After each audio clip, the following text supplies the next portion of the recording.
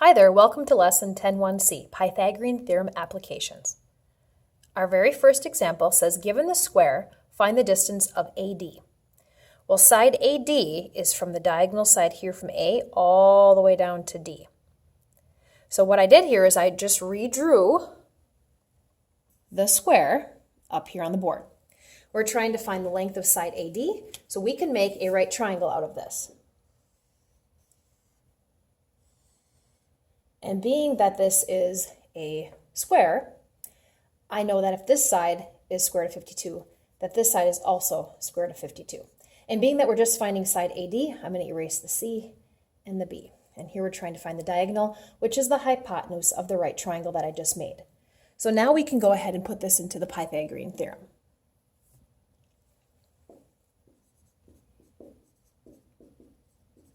Sides A and B are both 52, square root of 52.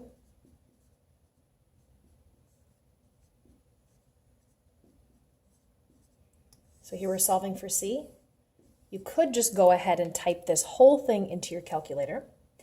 But recall that if I take the square root of 52 and then square it, because these two are inverse operations, they cancel, giving you 52. And same thing here, these are inverse operations. So when you actually do this on the calculator, being that this is 52, it's going to take 52 plus 52 and say it's 104, if you actually type it in. Last step, opposite of squaring, square root here and square root here. Now, the square root of 104 is an irrational number, so I'm going to round it to about 10.4. So side C, right here, which happens to be the length of AD, is approximately 10.4 units long. In our next example, it's asking what the distance from P to Q is. So if you look closely at the picture, P is right here, and we want to go all the way across to Q. How long is that distance? So I redrew it up here on the board. Here's our picture. And we want to know the distance from P to Q.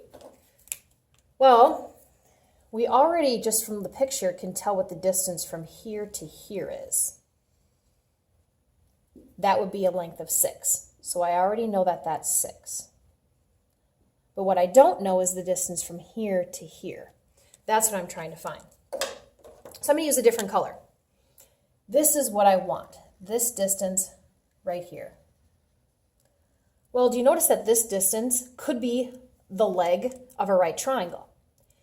If I notice here, I could create a right triangle just out of this part right here. And if this length is 6, that means half of it would be 3. This would be 3. And here's 5, meaning this is the unknown right here. These two sides make 90 degrees. So this would be your A and your B. And this is what we're trying to find. So if I just solve right here for this missing side, I can get this length that I need. So I'm going to use the Pythagorean theorem. I'll call this A. I'll just call this B. And 5 is my hypotenuse. So minus 9. When I subtract here, that's where I'm going to end up getting 16. That means B is equal to 4. So this length right here is 4 units long. So now I can figure out how long PQ is. From here to here it's 6, and from here to here it's 4. So the entire length PQ is 6 plus 4 equals 10 units long, which would end up being answer B in your notes. On this next one, we're asked to find the area of the parallelogram. The area of a parallelogram is the exact same thing as the area of a rectangle. Because imagine if you took this piece right here, this little triangle, and you moved it over here, you'd have a rectangle. So it's just base times height. But the thing is, we don't know the height straight up and down on this parallelogram, so we're going to have to find that. So what I did is just redrew it over here on the board. So we need to figure out what the height of the parallelogram is, because the area is base times height. That's how I find area of a parallelogram.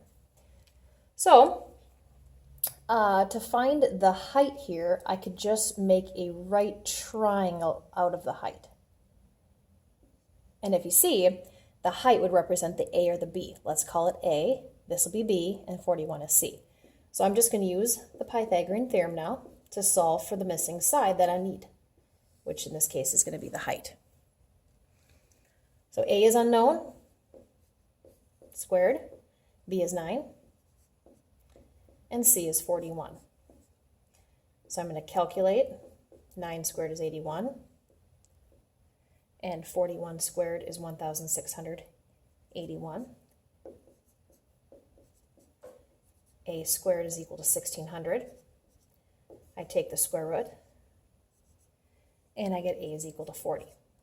So right here I have a height of 40. Now remember that you're not done yet because you have to find the area, not just the height. So the area is base times height. So the base would be the long side right here. The base, if this is 45, this base down here is also 45. So base is 45 times the height straight up and down is 40. And if I take 45 times 40, I get an area of 1,800 square feet. That would be the area of the parallelogram. This next problem is pretty unique. It says find the area of the blue square. So the blue square is this very large square.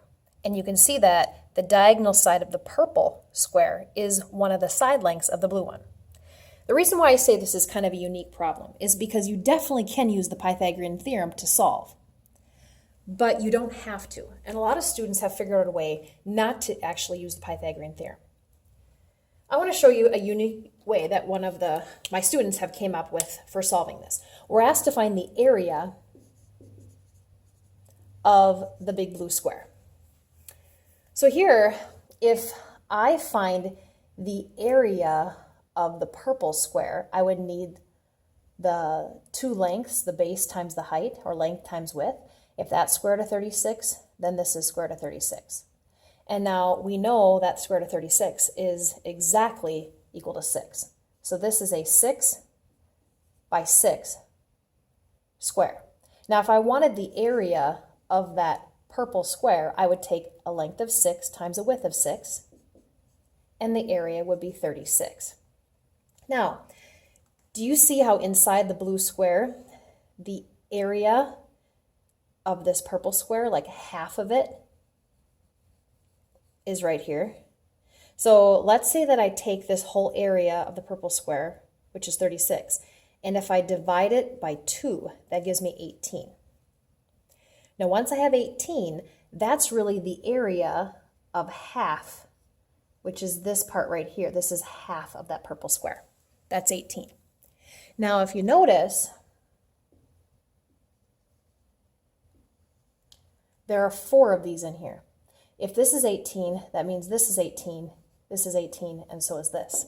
And so if I want the total area of the blue square, all I really have to do is take 18 times 4, and that's going to give me an area of 72 units squared. That's one way of solving it. I thought that was kind of interesting, and I usually teach it like that because one of my students came up with that. Being that we're using Pythagorean theorem, I could solve for this missing diagonal side, which would be C, and then I could take that C length and multiply it by itself. But this, I think, is really cool. It's a unique way to look at that problem. All right, here's our next one. It asks us to find the length of n. Notice it's a parallelogram, and if you look for n right here, it's a diagonal side. I bet you see a right triangle right about here. So being that we can see a right triangle, we're going to use the idea of a right triangle with Pythagorean theorem to solve. So here I redrew the picture, and we're asked for the length of side n. Well, can you make a right triangle with side n? Absolutely. That's diagonal. If I draw a straight line here and a straight line here, I have a 90-degree corner. Now, the diagonal side straight across from the 90-degree angle, that's side C, which means this is side A or B, but I also need the length here. Now notice the entire length across here is 17.25, and then down here I can see that it's just 13. So 13, from here to here is 13, and the entire length is 17.25. So if I take 17.25 minus 13, I'm going to get this little length, which is what I am looking for. And so if I do that, that's going to give me 4.25. So this is 4.25. So now I know the height is 14.5, and then this little length here is 4.25, and I'm trying to find the diagonal. So let's use the Pythagorean theorem to solve. By solving for the hypotenuse, I'll get n.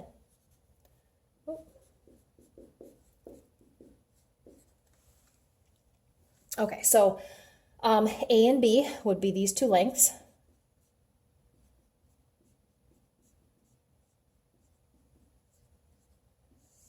So you should be able to type all of that into your calculator. And when you do that, it gives you 228.3125. I'm just going to leave it all the way out. Now I need square root here and square root here. And when I do that, I get approximately, go to the tenths here, 15.1. So when I get 15.1, that's actually the side n, even though I was solving for C, they labeled it n. And so this would be the length. Now you know that being that's the hypotenuse, that should be the longest side. And between the three sides, that one is in fact the longest. So my answer makes sense. Here's our next one. Solve for the length of x. There's x. Now, do you notice how x is the hypotenuse of this right triangle right here? But in order to solve for x, we would need to know the length and also the height.